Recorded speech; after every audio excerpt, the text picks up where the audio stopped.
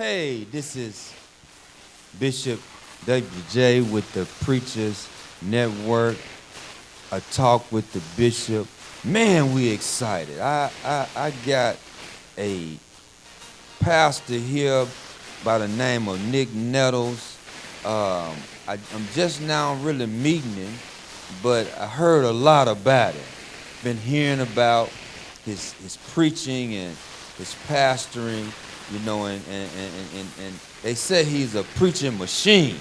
So we got him on the scene with us today in our midst. God bless you, Pastor. God bless you, Bishop. Thank you so much for allowing us to come and share with you on today. Man, it's awesome, man. We just so delighted to have you. We got an opportunity to come and get the back end of you preaching for Pastor Wiggle. But, you're known all over Arkansas and all over the nation.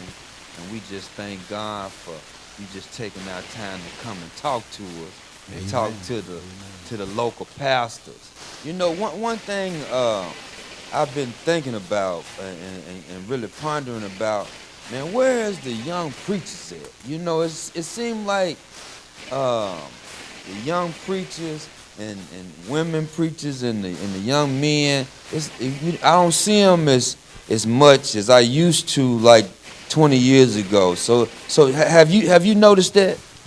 Bishop, first of all, I want to thank you for allowing me to come and be on your broadcast, and I think you're doing a great thing here. Yes, I've been here before supporting other preachers. You've had some great preachers come through here. Amen. Yes, sir. To answer your question, man, we're living in a day where people are falling away from the church. Okay. And children are not being raised in church anymore. Okay, that's it. I'm 54 years old, and you even have the crowd under 50 in church anymore. You see what I'm saying? Right. Like you said, back in the 90s, it was guys getting called to preach left and right. Right. And now it seems like it's the women. Right. So it's a shift from it's went from a shift from the males to the females. Okay. And there are not many males in church anymore. Okay. And so I think, just to answer your question, there's not many families that are in church anymore for them to be. I mean, God can call whoever he wants. Right. But answer your question, there are not many of our youth being raised in church anymore like they used to, and so I think that's part of the problem. But then again, there's a shift from being from male to female in this day and time. So that's what I see. That's interesting. I never really, thought about it like that, but that's a good point. Yeah, man, because let me say this. I don't mean it, Yeah, I don't even think there's no young preachers in Little Rock. It used to be the pinch hitter young preacher that to come do your youth day. I don't even know who they call no more. That's right. That's what I'm saying. Yeah, that's what I'm saying. So you're right. I haven't seen many guys being called to preach as of late, any young preachers as of late, and so there has been a shift. And I think that one of my objectives, through the help of the Lord, is to create a network of pastors and preachers, where we can kind of have a camaraderie, and not saying that they don't, but I think that the more the better.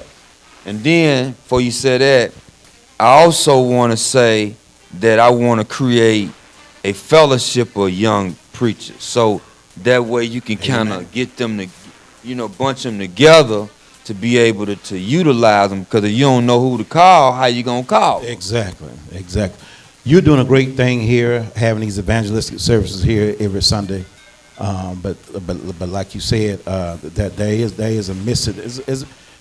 There's no families in church anymore. I think that's the bottom line, and so we can go after our youth. And my goal at church I serve at this year is to try to get our youth in church and get them working in the church, so it won't be so foreign to them. That's great. I want to make a quick shift. One thing that I want to kind of talk about, and you a seasoned pastor, 31 years of preaching, 20 years pastoring. We talked previously, and you was talking about the difference between starting a church and being called to a church. So what's your feeling about that? Just talk to the young preachers. It might be somebody watching that want to start a church. First of all, you have to be led by God. There you go.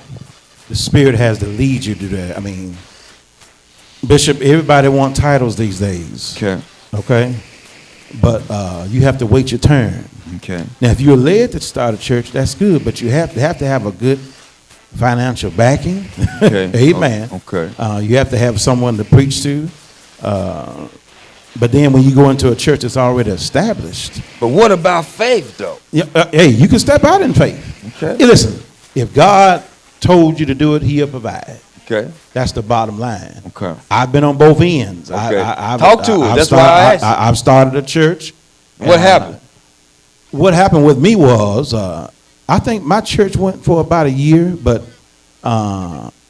just like everything else, they'll come for a while, then all of a sudden they'll disappear. Mm-hmm. And so you have to pay. People talk good, don't People they? talk good. Yeah. Amen. You have to pay for where you meeting at. Mm-hmm. And if the people are not there, the offering is not there. Right. So if I could go back and do it again, I would do Bible study every Wednesday night somewhere. Okay. And get a good financial backing for I do Bible study for about a year, get a good financial backing, and then start. Mm-hmm. And try to gather all the resources that I can. But the main thing is we shouldn't start churches out of anger. We shouldn't start churches because we want a title, but we should start churches and plant churches because there's a need, and also because you're being led by the Lord. That's right. That's right. So do you think that it's better to start a church or to be called to one? It goes both ways. Whichever way the Lord directs you. Some people are scared to go in traditional churches because they're scared that they won't be able to pastor, and that might be true. Then again, it might not be true. You never know, right? You never know. You just got to get in there, man. Where I'm at, I've been there at Greater Morning Star Baptist Church for 6 years, and for the most part, they allow me to pastor. That's great. They allow me to pastor. They're ready for change.